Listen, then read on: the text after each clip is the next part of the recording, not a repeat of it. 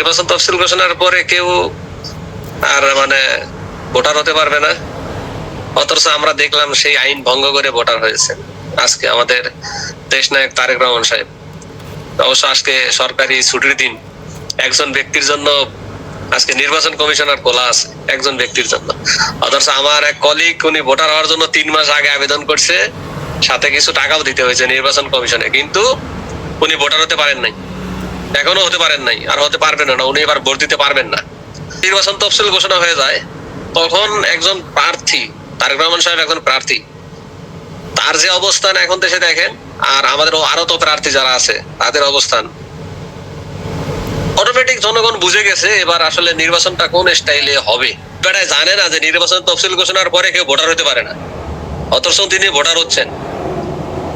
আইন সবার জন্য সমান হতে হবে, নির্বাচন হওয়ার আগেই এক এক আইন এক একজনের জন্য এক এক রকম হয়ে গেছে।